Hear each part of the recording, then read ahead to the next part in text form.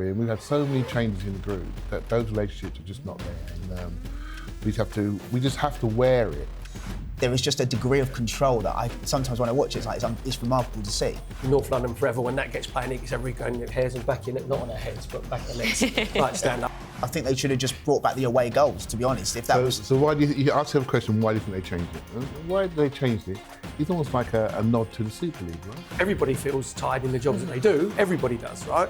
But there's different versions of tired. And as an ex-player, I don't buy into any of what they're saying. We've still had a good season. Now, it's not very far away from being a great season. Do you know what I mean? So that's where you have to kick on.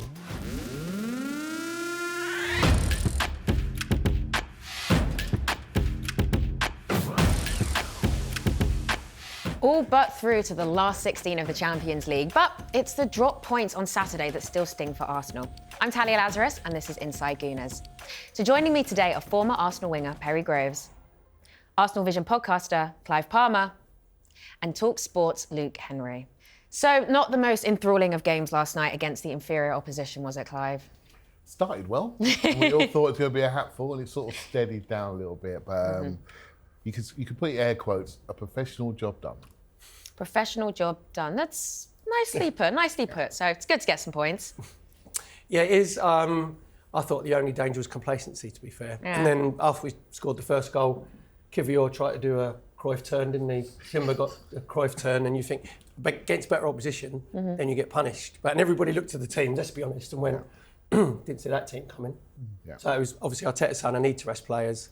Say Dinamo weren't the best. And in the end, it was pretty comfortable. You know, we just kept possession. Their fans were brilliant, though. I have to say, I was sat above them, and I don't think 50% of them saw any of the goals because they were just all like singing, looking at each other. Yeah, they were brilliant. They actually made the atmosphere really good last night. Really good. My brother started singing along. I mean, it was, even though we're Arsenal fans, my brother started singing along. It was quite catchy, but we won't talk about that. So obviously, we can look at last night's game as a half full, half empty kind of thing. Perry, let's start with the positives. What were the positives from last night? Qualification, because obviously play Girona away next week, and they've got, I think, 3 points and they've got no chance. So you can rest some players next week. So I was looking at Raheem Sterling as well, and I was hoping that he could find a little bit of form, but unfortunately he just looks like a player who's lost his confidence completely. Then obviously Zinchenko coming in, he was coming in because we had a lot of possession, so that's exactly what happened. And it was great to see Martinelli, who's got some really good form in a minute. I prefer him on the right-hand side because obviously he can go on the outside and get his crosses in. But even last night, I thought he was absolutely superb. Crossing for, obviously, Havertz, great little layoff and a brilliant finish from Declan Rice. So I'm definitely half full without any shadow of a doubt. Clive, half full, half empty.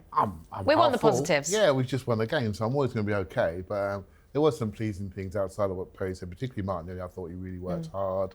And but then Ethan Nwaneri came on and just sort of lifted the place, didn't he, when he came on? And he's been sitting there watching Miles do his thing for a couple of weeks, and Miles has really gone up in everyone's estimations. And Ethan said, OK, I'm here now. Let me show what I can do. And I thought he was excellent when he came on. Energy, different gears. I really liked how he played. And the other thing to mention, I've got to mention him, is Declan Rice, who is reinventing his game. You know, and I sort of said something last night, it's a bit hyperbolic, right? But when he came as a true sort of standstill in front of the back 4-6, and now he's looking like a really aggressive 8 that gets shots. Right, so rather than be, I always use this analogy, rather than be a Paul Scholes behind the ball, he's turning into a Frank Lampard ahead of the ball, you know, just to make it like that. And I say, you need to see how he develops. The fact is he can do both jobs, and he plays for us, so really good, really good.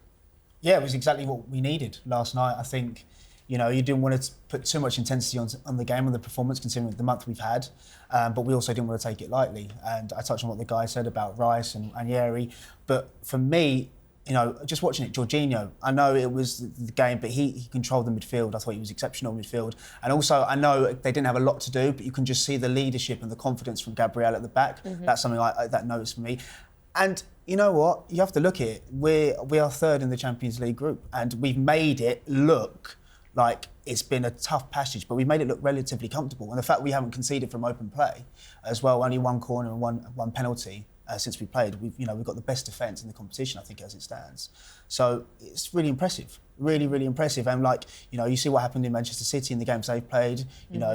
Just the fact where we are, very good, very professional performance, I think is the word, and no injuries, which is in the context where we are, it's a massive plus. You know, I think they got the confidence from the Inter Milan game, even though we got beat. Yeah, absolutely battered Inter Milan. And especially in the second half, obviously, we couldn't finish. That was, we all know, we'll talk about that later on probably. It's like the secret code now, and it makes Arsenal fans. You try not to talk about it too much, but you know what you're going to talk about it. So, but I think when you go away and you dominate a team like we dominate Inter Milan, I think in the dressing room as a player, you look at each other and you go, Joe, what? Yeah, we're all right here. Anybody we play, we fancy our chances. So I think we've kicked on from them. Yeah, especially the Sporting game as well. Yeah. I think especially with the context of Amarin and the way they beat Manchester City 4-1 as well. And we went there off the back of the Milan game, and it looked like a tough game. And then to put 5 there, I thought that was a really impressive performance, one of our best in Champions League recent history. So I'd say best of the season. I was actually in the stadium, and I must admit it was a fantastic couple of days, and it did give me a lot of confidence because the wait for first half, we just walked out on that pitch and just laid it on them. And Perry's absolutely right about Inter Milan the second half, because compare that to Bayern Munich second half just a few months earlier, and the different energy that we had. I think that really gives us confidence. 100% agree. So we're all glass half full today. That's nice. It's nice. But do you think we should have created more chances then? But last night's game? Yeah, last night's game. Yeah, I think what happened, if you was being hypercritical, maybe the passing was a little bit slow, especially in the first half. And you mentioned like young Ranieri coming on, that excites the crowd. That energy then goes onto the pitch, and he looks like to do something. I thought Odegaard was very quiet, because normally, obviously, we dominate like the right-hand side with him and Saka. Last night it was all predominantly going down sort of the left-hand side. So, but again, I look at our team, and even when we can talk about the Villa game later on, or even when we've gone behind in games, I don't see a panic in the body language of the players. I just see the players all look at each other, and instead of rollicking each other, they'll turn around and they think, right, come on then, we get kicked off and we need to go back in the game. I know against Manchester United, obviously in the end we got beyond penalties, but when we went 1-0 down there, it was like, all right, what are we going to do about this? And then the reaction's really good. So I think there is a belief, and I look at the body language and they give me confidence, looking at them and going, no, we look around, we trust each other, everything's going to be all right, we've got it within us, to change games. And I'm just pleased that Kai Havertz has got his 2 goals as well, because the thing as well, he went up in my estimation. When you're a player, and I've been there myself because I couldn't hit a cow's backside with a banjo, but when you're a player and you're not a natural goal scorer, if you miss a few, then you start thinking, oh, am I going to get there? Am I going to put myself in? But he hasn't hid at all. He's kept getting himself in those positions to miss the chances, and now he's reaped the benefits. He's got his 2 goals. So I think he's a lot mentally stronger than what people give him credit for. He hasn't shied away from the chances, has he? No, not at all. And he never comes off that pitch. He did last night for the first time in ages. He did 120 in the cup as well. He worked every minute. And so I know he doesn't always finish his chances, but I can't imagine us lining up without him at this moment in time. And he allows us to do so many things tactically. And just on Perry's point about Odegaard, I was thinking about this on the way down. He is lacking a cohesive partner with him, I feel. When him and Saka play together, their brains are on exactly the same pace. And it's all one touch, flicks around the corner, and they sort of know where each other are. And when I watch him now, he's having touches, he's manipulating it, and he's waiting for movements. So it's not flowing through him. It's almost like stopping at him, And so he's getting his stats, he's getting his touches, he's getting his passes, but he's not getting the real penetration and flow, And so it just comes with different relationships with him. We've had so many changes in the group that those relationships are just not there. And we just have to wear it, because now Saka's not there. We're all looking at him, and it's not quite happening at the moment. Yeah, I agree on that. I wanted to touch on Havertz's performance yesterday because, again, we obviously have this chat about this striker chat and the profile of being a natural-minded number 9, and Kai Havertz is probably not that because he's such a multifunctional number 9, as Clive said.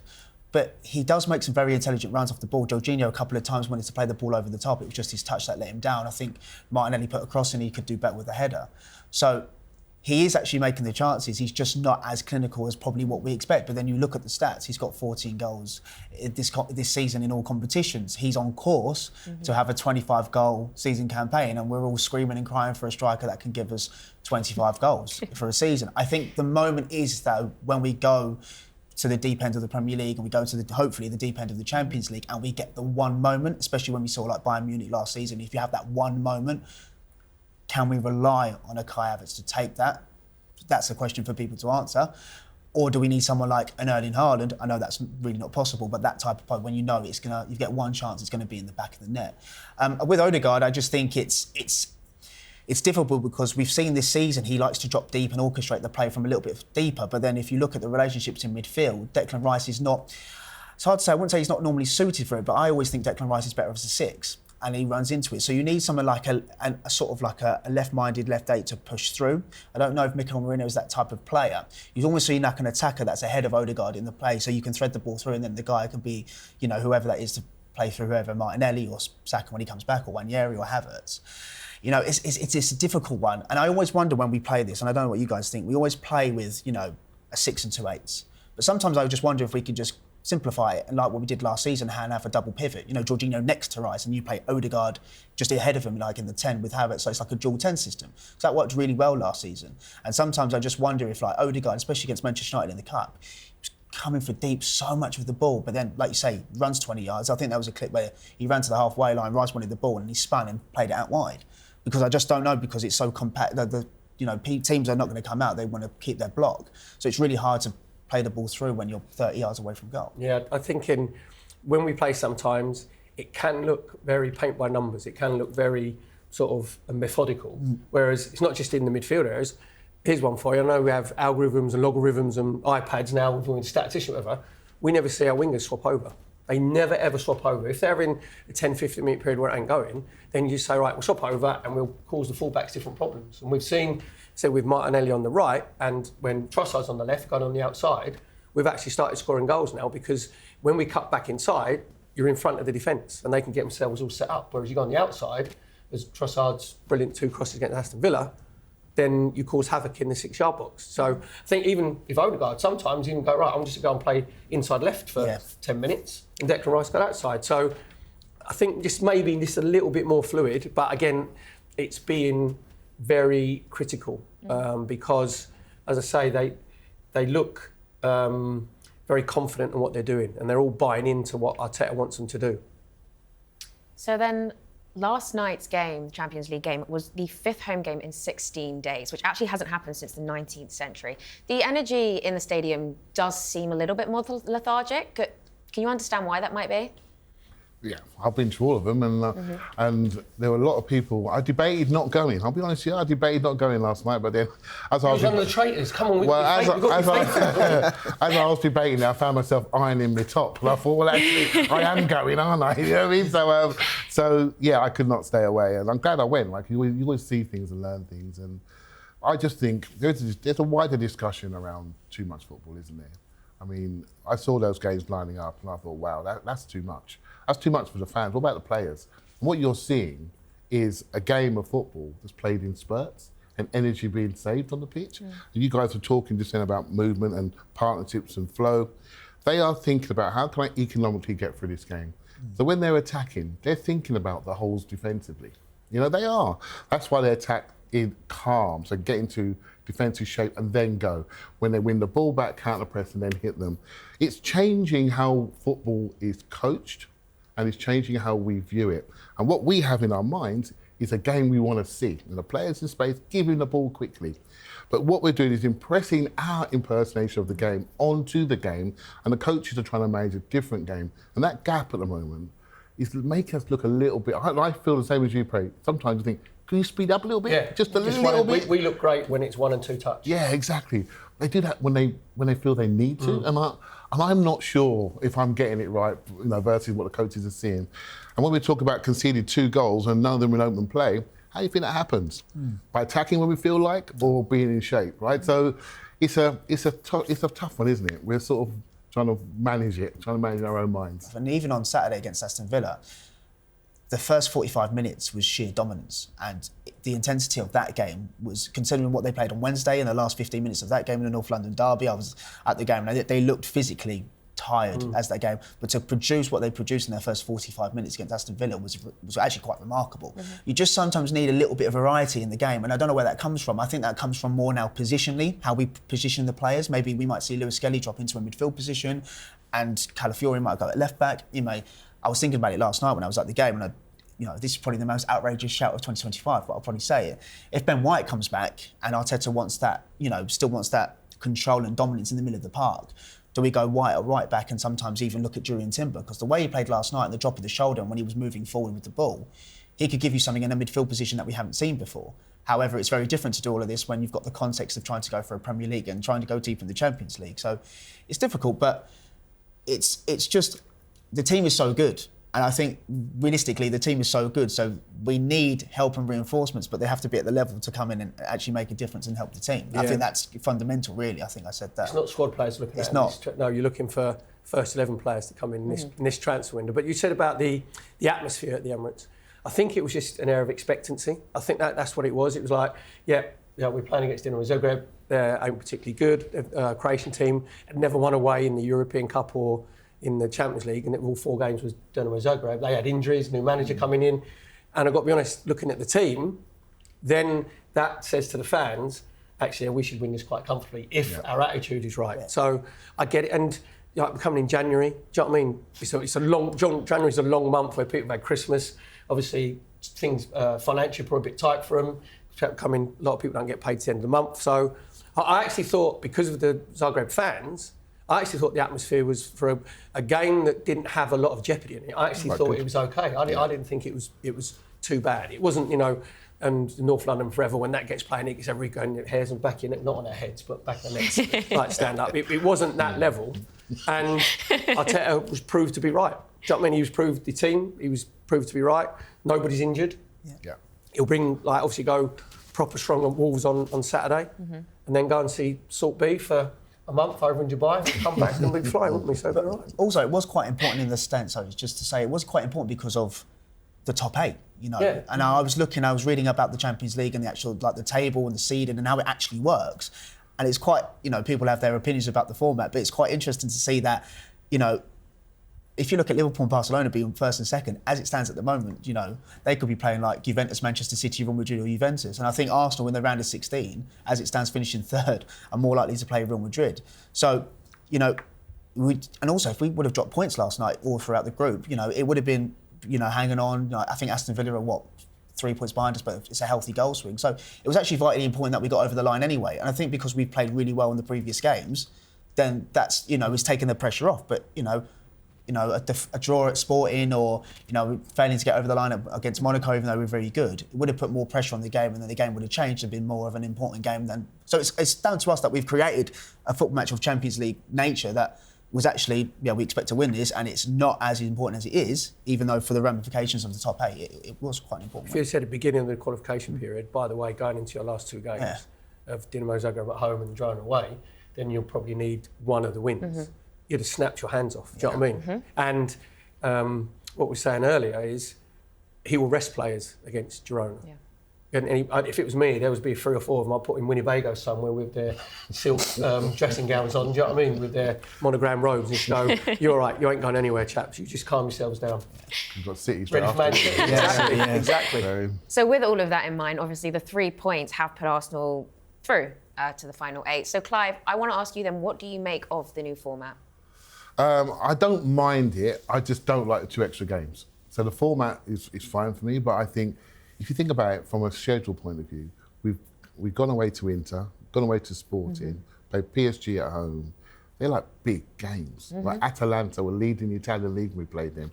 So that's 4 heavy games, right? So that's away at Atalanta, away at Inter. So normally in a 4-team group, you might have 1 strong game, maybe 2 strong games. But actually, this has really been quite tough on the players. If you want to critique the club, maybe the strength of schedule, which I couldn't really foresee until the draws were done, and what happened in January, maybe we didn't quite predict that and left our squad too thin to manage that, regardless of the injuries. No one could predict the injury time, the operations. I don't care. No one could see Ben White's going out for 3 months or so, Odegaard out for 10 weeks. Those length of time has really been quite challenging alongside the schedule. So from a format point of view, I don't mind it, but I don't like the 2 games in January, for my honest with you. I like seeing players go away and have a rest. We get better quality football when they come back. I think it's brilliant. I loved it. I get more work, which is great. So but I think from our point of view now as a neutral, next week, there's so much jeopardy in so many different games, right? We normally get to the last game or in the second last game when there's a group of 4 where you virtually know the 2 teams that have qualified because they're normally the best 2 teams because UEFA want the best teams to go through. This time, there's some big Herberts, aren't there? Like obviously Man City, I know it's Club Brugge, but Club Brugge need to get it to be in the top 24. Yep. Obviously PSG, Real Madrid are struggling, Bayern Munich are struggling. So there's going to be probably 8 to 10 games next week that are going to have a lot on them, and that never happens in the Champions League normally. And then we'll play them in the last 16, all those big teams. Yeah, it's the thing. There'll be a few games in the knockout rounds that look like they'll be really interesting games. I was thinking about it as well because City are on 8 points now, aren't they? So if you had 8 points in the normal game they play in the normal group as it was, they would probably be having a chance maybe. They'd be second maybe, and they're probably trying to win on the final game to make sure they could even top the group if it was. So the fact that they are on the verge of Champions League elimination, which is a crazy thing. Well, elimination from Europe as well. Well, I say because you don't go down to you don't go to the Europa League, so it's crazy. And I think, I agree with Clive. It's difficult because how do you change it? I didn't necessarily think they needed to change the format in terms of the group into the league. I think they should have just brought back the away goals, to be honest. If that was so, why do you ask a question? Why do you think they changed it? Why did they change it? It's almost like a nod to the Super League, right? To sort of say, you tried the Super League before. Let's do something a little bit more broad and have a league-style format. And that's why they changed it. And to create more games and to make sure that the better teams still always go through with more money in their pockets. You have to get realistic about what's actually happening here. These competing authorities are driving against the Premier League, for example, saying you can't have a break anymore. You've got to fit these games in. And this challenge is still hitting the same small subset of players that play internationals, that play in Europe, that play in strong leagues and top 5 leagues. And they're the ones that are looking exhausted right now. And I think it's an issue. And I say we need to look at it, but who is we? You, Clive. Yeah, FIFA, UEFA, the Premier League. Clive, please don't buy into this tired stuff. Honestly, tired. Chasing a pig's blood full of air around for 90 minutes, maybe twice a week, and then going and having an ice bath and having a massage. You know what I mean? It's like I'm tired watching them play. Tired's when you go to work for 8-10 hours and you go home maybe till you get up and do that for 7 days on the trot. Do you know what I mean? So there's this narrative. I get that everybody feels tired in the jobs that they do. Everybody does, right? But there's different versions of tired. And as an ex-player, I don't buy into any of what they're saying. Honestly, I just like, no, you're a very privileged position. A small percentage, maybe 1% of the population, you're getting paid for your hobby. Well, you're an athlete. Yeah. That's what you are. You are an athlete. And exactly. You will have that level of, you're right, everyone gets tired in every day, but you do have that level of, you are an athlete and this is what you're doing. And we will look after you. Isn't it? Well, you'll know obviously more than me, but isn't it the fact that it's not just obviously the energy levels when you're playing, it's the mental fatigue that comes with it as well. And obviously, if you look at all the games and it's every 2 to 3 days, like I say, Girona away, then City, then you've got to factor in Newcastle in the Cup, and then they've got the break. Is it just like, do we have to not be careful that we demand a lot from these players, a lot of quality every week and week out, week in week? Some fans are obviously more understanding because it's been a really brutal month in January, minus the injuries, let alone just the schedule we've had. So do we have to have an actual conversation, a balance to go, actually, you need to understand that these players are going to be tired and it's hard to produce the same level of quality every 2 to 3 days? Well, if your squad's strong enough, if you've all got 25-man squads, I think you can be tired when you're 35, 36, when you're on your island, you've got your helicopter and your plane, I like this. and you can go into different parts of the world. Do you know what I mean? Honestly, as a player, I just refer back to the 70s and 80s. There was Liverpool teams were playing 60, 62 games a year on rubbish pitches, which were muddy, getting booted all over the place by big centre halves who smash you everywhere. It's nowhere near as physical as what it was. The pitches are absolutely perfect. As I said, quite rightly, The medical side of it is improved on the nutrition side. So I wouldn't say I never felt tired when I played, but it was different type. But every player in a game, you might think for some reason it's just not happening for you because you don't feel that you're. In other games, for no particular reason, you'll be bang on it. So. Yeah, on the players, I've got the world's smallest violin, trust me. I thought you were a violin. Honestly. We'll find it for you. Next time you're on the show, we will have the world's smallest violin. I've said it here. We got it. We get it. If I have to do 2 shows a week, I might be fatigued. I might be unbelievably tired. That mentally, I can't be doing it.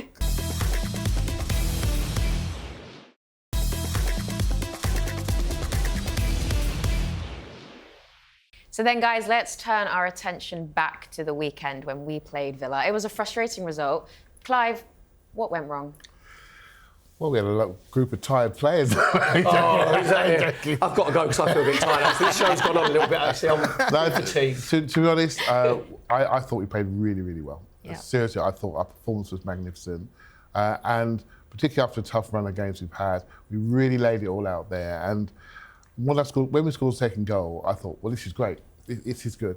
The first goal, talk about against run of play, it just came out of nowhere and it unsettled us for like 10, 15 minutes. And during that period, we were a little bit rocky. But as a team, I actually got a lot of confidence in that performance, more than anything, because Aston Villa are a good side, and I thought we absolutely dominated them. Energy-wise, pace of play, the territory, everything. We just really knocked off for 15 minutes and we suffered for it. So a tough one, but within a tough result, you can see encouragement. Mm-hmm. And I recovered really quickly from that game emotionally. I don't know why, because I could see there was nothing more that we could do on that day. We just made mistakes, got punished, and then didn't quite finish them off and take our chances, which could be a theme for the season, really, couldn't it? So you weren't too tired after the game? I was fine. I recovered. Fine. I recovered really quick. The emotional resilience of Arsenal fans is definitely getting stronger, I have to say. So then, how deflating was the late Liverpool goal less than 45 minutes before kick-off? To be honest, I did think Liverpool were going to win against Brentford. I think people making too much of it in terms of they dropped points to Forest, they've dropped points to Manchester United, and everyone's going, oh, Brentford's a really tough game at the GT. I think we were forgetting that as well as they took a point off Manchester City, they did concede too, and they did score against us, so they are susceptible at the back. So I was prepared for it, for the Darwin Núñez at the end. But Clive's right, it's difficult to criticise, really. I know we dropped points and the context. I think both things can be true. I think we played really, really well, and that performance in isolation was very good. However, it looks a little bit negative because of the result being 2-2. But even when we went to 2-2, it wasn't like we lost a lot of control, did we? We actually went back and we were more in the driving seat. And if any team was going to win it at the end of the game, it was us. Obviously, they had the handball, Marino, the Trossard chance. I haven't watched it back because I didn't want to watch it back, but hopefully it was offside. If not, that should go in the back of the net. And that's the fine margins. And could argue the fine margins this season, things like that, haven't just gone our way so far. Mm-hmm. Do you know, we talked about the structure. When it was 2-0, Villa had gone. Yeah. They'd gone. Their energy levels, it was like a Champions League side playing against a Championship side. The control was that much. And what you have to do is, you have to see 10 minutes out. But we didn't, we saw 5 minutes. And Marino obviously loses Tielemans and then Thomas Partey. And I hear this thing about Thomas Partey's not a natural right back, right? That's nothing to do with being a right back. I knew from when I was 10 that if there was a cross coming in, you were goal side of the person you're marking. You stayed goal side until the cross got cleared. And he just lost his concentration completely. Yeah. So that's where, when you turn up, if you want to win Premier Leagues, which I still think we're going to do it, you have to see that 10 minutes, you have to look at each other and go, look, when we talk about being structured, defensive, you've got to go, we're going nowhere now. We're just going to see this 10 minutes out. And it's amazing, a goal, how much it can energise us. It's just one goal, the energy that they found from, and their 2 goals, we've got good, like top quality goals, right? But it was just frustrating, because I agree with Clive, and Villa are a good side, we completely dominate the whole game. And then once it's about us going behind, and when going to 2-2, the reaction was great. The reaction was like, oh no, we've drawn this 2-2. Yeah. It was, Declan Rice was brilliant for that 10, 15 minutes, like pushing. And if Kai Havertz learns to get out of the way and puts his hands up in the air, instead of putting his hands down by his side, then we'd have been all right. So it's fine margins. Hey, you learn from a mistake, Exactly, so maybe yeah. next game. And then speaking of the score, giving away 2-goal leads is not exactly something we usually associate with Mikel Arteta, is it? No, and they'll be fuming because the mistakes were so obvious. It's just, you don't need to be smart to see what went wrong, you know? We just didn't get pressure on the clock. And Perry's right, you just got to be goal side. Just be goal side on both the goals. Just do that, right? And they don't concede. We have to be honest, maybe we don't concede those goals with Sleeper and Miller of our defence. It's as simple as that. And I feel that Timber's a really good centre-half replacement, particularly when we're higher up.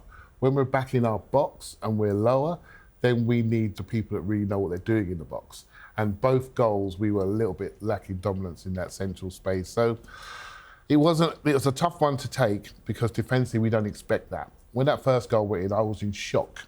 How has that happened? I'm waiting for the VAR to come up. You know, seriously. How has that happened? Because they were done. They were finished. And we gave them some life, which is a real shame. So obviously we also were just talking about the handball call. Did everyone think it was a handball and rightly disallowed by VAR? Because Clive, maybe you disagree with that. Well, I do think it's handball, but Yeah. I am not the best person to ask. I asked that and you're all looking at each other like, yeah, but it was. Clive was very tired at the time because it was like 90+6. And it was right in front of me as well. It was and handball. I still didn't see it, but I'm not the best person to ask. It probably was a handball. The reaction of the players sort of told you there was something going on. First angle, Yeah. I was doing the co-commentaries. The first angle, it looks like it hits his hip, and you just think that's a goal. Yeah. And then you see the other angle, and obviously we all know that if it's a goal scored and it comes, doesn't matter if it's accidental, doesn't matter if your hands in your body shape.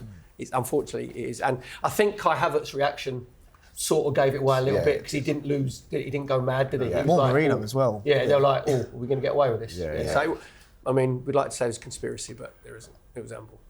No, I completely agree. Although, the one in the first half, I thought was a little bit interesting. I mean, they said it was a push in the back on Konza, but that looked soft. I'm not making any excuses, but I did see that. I was like, interesting. Maybe he's had his hands in there, hits his hand well. But yeah, the Havertz one was clearly a handball. Yeah, I saw it straight away. I was like, unfortunately, that's a handball. So we can't dwell on that one. We just got to go on to Saturday. No one cares about our referee issues. No one cares that we're tired every now and again. No one cares, right? But it's just no one cares anymore. Next game. Go again. But it's just little things, isn't it? It's consistency. Like in the 96 minutes, the same referee that had no choice to send Declan Rice off, and Kamara kicks the ball away on a yellow card. I know it's the 96th minute, but Arsenal, it's little things like that. It's just like, where is the consistency? Same ref, same rules, no choice. But The referee's name, Chris Kavanagh. I shouldn't know his name. You know. You do. Chris Kavanagh's a referee who likes to point out to you that he's seen something that you haven't seen. That's frightening. Every time I see it and he's refereeing, I'm sort of like, something's going to happen here. And it Absolutely. Really? does. Yeah, all the time. Every Really? time. Yeah. That's really interesting to know. Handball actually. wasn't his fault, Yeah. don't get me wrong, because it was the right decision. But he's always got a big decision or Yeah. controversy, like follows him everywhere. So I want to just also mention about the Arsenal fans, because I've been hearing quite a lot of Arsenal fans at the moment saying that they've already let the Premier League go. I know you actually just mentioned that, you know, we still have hope, but is it a healthy thing to do that they're already letting go in January? I must admit, this is where, as a player, this is where you need your fans. You need everybody together. This is where, look, it's 6 points behind. Everybody's assuming that Liverpool will win their game in hand. There's that, you know, that's not a given. As Luke said, in the Premier League, anybody can beat anybody. So we've got to make sure that when Liverpool have their proper blip, that we're still in striking distance, that we go on. And people forget, the last season, we won 16 of our last 18. That's crazy, and still not to win the Premier League. So we've got to make sure we do something similar now, because then you can go, all right, if they have their blip, we can strike. So I just look at our team, and I still think they have the belief. The most important thing, do they believe that they can win it? I still look at their body language when different situations games. They believe they can win it. So I'm not having these naysayers of like Arsenal fans. Like you think, because again, beginning of the season, we want to be top league. Don't get me wrong, but we've still had a good season. Now it's not very far away from being a great season. Do you know what I mean? So that's where you have to kick on this second half. Yeah, we're getting through things at the moment, but we could look different in a month's time. You know, we got the City game coming up, we've got the Wolves game coming up, and then we have potential, like after Newcastle, a 10-day break. And at that point, who knows if we've made an addition and what we'll look like for fitness-wise and health-wise. Ben White could be back into the group. And so there's an opportunity to grow the squad, develop the squad. And so, yeah, at this moment in time, it's a little bit tough, but just work through it and then stay in the room, as Perry said. Stay in the room. That's the most important thing.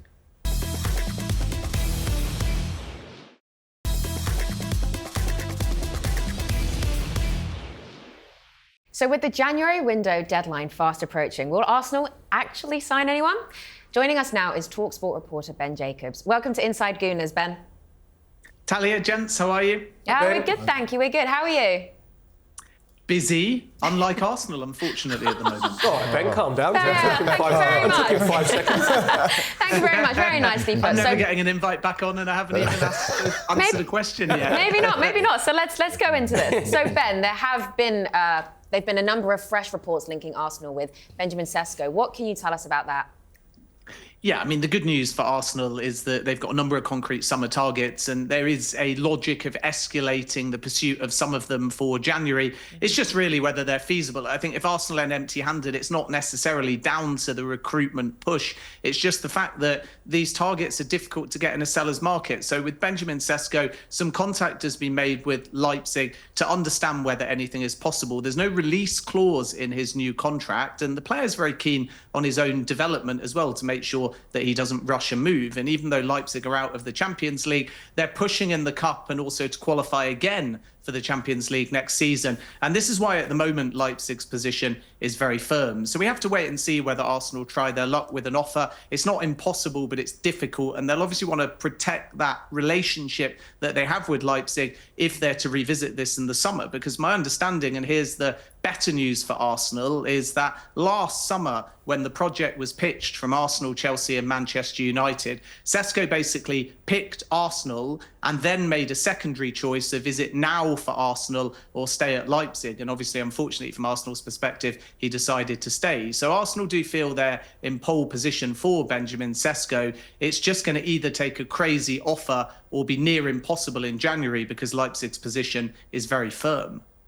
Well, we've still got time to be busy, as a few more weeks, I think, of January.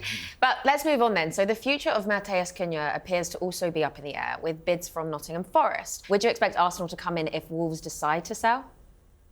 Yeah, I think Wolves' position is very clear that they don't want to sell, but the door is ajar for a crazy offer. We've heard some reports out there that say the number might be 55 or 60 million. My understanding is it will take 80 million in January for Wolves to consider an offer, although that is including add-ons as well. And the Cunha position is quite complicated because he's verbally agreed terms on a long-term contract at Wolves. As far as the salary and the length is concerned, likely, I'm told, 5 years. But there is this sticking point over either one release clause or two, a lower number should Wolves go down and a higher number if they stay up. And at the moment, because Wolves haven't ceded on those release clause numbers, Cunha's not going to sign. We know Victor Pereira has questioned his attitude, and Cunha could agitate for a move. But it reminds me, taking another Arsenal example, of Moises Caicedo in the January window where Arsenal were the front runners, they bid, Caicedo issued a public statement, the move didn't come off.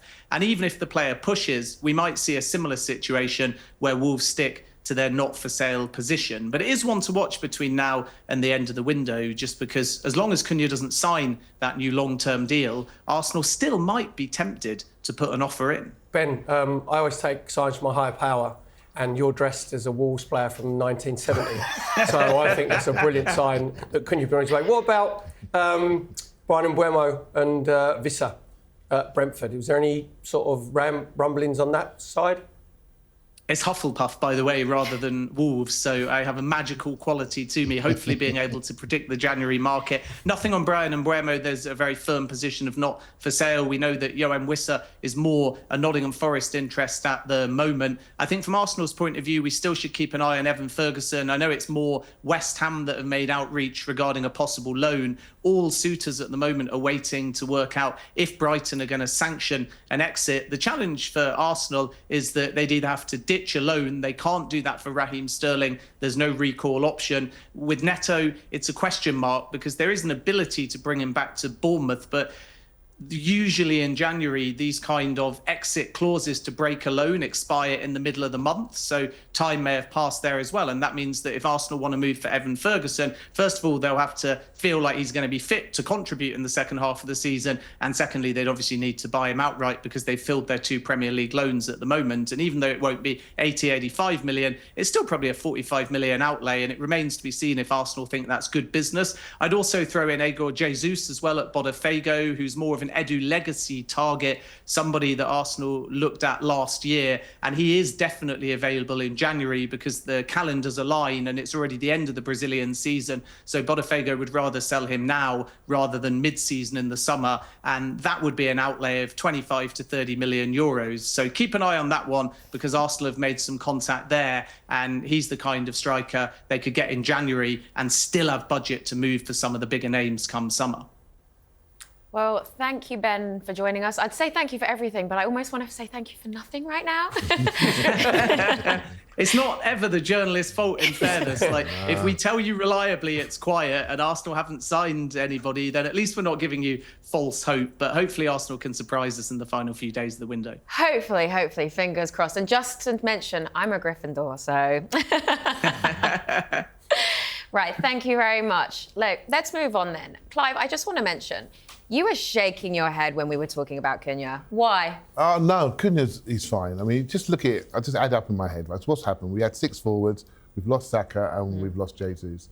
Jesus we've lost for a year. I'm not going to see him until next January. You know, he's in any sort of shape. And so that's the player we really need to replace. How do we replace him? Do we replace him with somebody like him in Cunha? Or do we say, actually, as a club, we don't have an out-and-out number 9 at the moment. We have a group of false 9s, people that can play there, people that can roll into that space. We don't have someone that puts on his shin pads and says, I'm a 9 and I'm scoring today. You know, and so I think we need that profile in our club. Mm-hmm. If Cunha's the only one we can get right now, because these deals are really challenging, unless someone agitates or there's a release clause you know about you can activate, like say for a wide man like Nico Williams, for example, it's challenging for us. So Cunha, I'm waiting to see. I like him as a player, but that's not the outright number 9 solution. It's just another forward.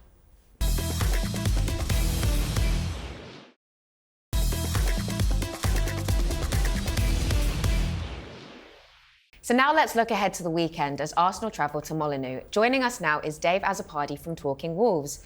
Dave, welcome to Inside Gooners. How are you, first of all, and then how are you feeling about this weekend's game?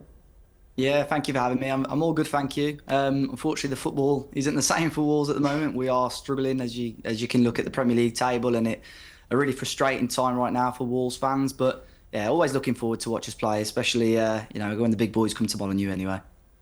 So then we should probably ask about Matheus Cunha. Do you think there's any chance he's going to leave in January? My opinion on this changes probably almost by the minute or by the hour at the moment. I think this time yesterday I was very 50-50 because there were so many reports linking him elsewhere. At the moment, I'm a little bit more confident that he is going to become or stay as a Wolves player, from at the end of the window. But it's a little bit of a concern that there's so many rumours circulating around him right now. He's a player that Wolves are desperate to have on top form. He's the only real reason why Wolves are outside the bottom 3 right now. But I'm confident. I think Wolves, the main goal for Wolves this month is to keep hold of their best players, and Matheus Cunha is pretty much that. So I'm confident that he'll stay. In the summer, I think it's a different conversation. I think he's probably more than likely to move on, but it's crucial that he stays put this month. How are you feeling then if he did move to Forest? Forest is a weird one because I sort of get it, obviously, because they're pushing for Europe and, they've been miles better than us this season. I just think in terms of a reputation, I think for a player of that quality, he'd probably want to move to a club that are in Europe a lot more consistently than Forest. Not to say that they won't go on and do that, but I think the likes of, yourselves, Chelsea, who look a little bit better now, a top quality club. I just think that Nottingham Forest, for me, just isn't quite the right move for Matheus at this moment in time anyway. Clive, you have a question? I was just wondering, Dave, since Gary O'Neill's moved on and you've got your new manager in, have you noticed any stylistic changes about how you play and the emphasis by which you play at the moment? Yeah, definitely. I think, we had a nice little manager bounce when Vitor had come in. He was quite fortunate in regards to the fixtures. We played Leicester, we beat them quite comfortably in his first game, and then we played an out-of-form Manchester United and Tottenham Hotspur where we picked points up from. Since then, he's had a tough run, lost quite heavily to Forest, Newcastle, obviously most recently Chelsea as well. But in terms of style, he's pretty stubborn and wants to play as a sort of a back five, which is okay. In terms of going forward, we still look fairly threatening. We're creating a lot of good opportunities, but ultimately the biggest downfall for Wolves at the moment is defending set pieces. It's been atrocious all season, to be completely honest. Even under Gary O'Neill, I think we've conceded 19 in 22 now this season, which is just not good enough. So going into this game on Saturday against Arsenal, who obviously are a team that do quite well from the set piece situation, it is a little bit of a concern, but yeah, I don't think there's not quite question marks over Vitor's reign so far, but he's got a tough run in, and I think if he doesn't pick up some points over the next couple of weeks, I think more Wolves fans are going to become concerned about relegation. So they're usually quite low-scoring games at the Molineux. Do you think we expect to see this again on the weekend with Arsenal Wolves? I don't know really, because like I said, to be honest, since Vitor's come in, we've seen fairly high gains, and I think it's probably been an average of at least 3 goals, each game that he's managed in. I would hope, with how poor we were or have been defensively over the last 3 Premier League games, he's got to shore us up defensively.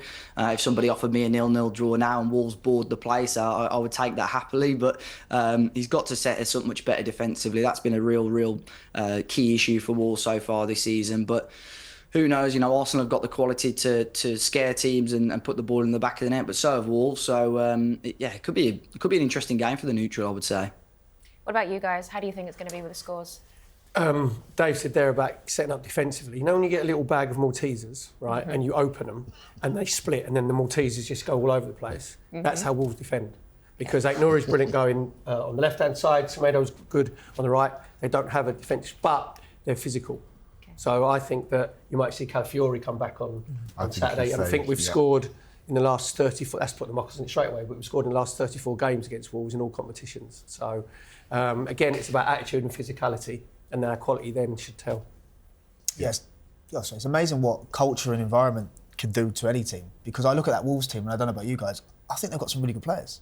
I look at Joao Gomez, I look at Andre, I know Lamina doesn't want to play anymore, but that midfield is really strong. I look up front, Matheus Cunha, Strand Larsen is like the profile of a number 9, and he's been really quite impressive for them in the Premier League. So you can never every team in the Premier League, and I said this even when we had Ipswich, on the 27th of December, every team in the Premier League has quality. So you can't take them all for granted, but we're in a position now where we have to win, and it's as simple as that. You can't drop any more points between now, really, and the edge of the season, personally, I don't think. So yeah, I think we'll win, and we have to win. It's as simple as that. Dave, just before you go, I have to ask, what are the score predictions? Maybe I'll give you a head and a heart one. My heart is saying that Wolves might nick a 2-1 win, but my head is probably saying Arsenal are going to take all 3 points, to be honest. Probably a 2-1, 3-1 Arsenal win, I would say. Well, I like where your head's going, so thank you very much for joining us today. And good luck-ish for the weekend. Thank you. Cheers, guys. By the way, Dave would be gutted if Cunha went to Nottingham Forest. Because Wolves fans can understand it if he comes to us or goes to Chelsea. Nottingham Forest obviously got more money at the moment, but they're not a bigger club than Wolves. No. So as a fan, you'd be like, that's side exactly. Yeah. Guys, that is all we have time for this week. A huge thanks to Perry, Clive and Luke. We'll see you next Thursday, and remember, trust the process.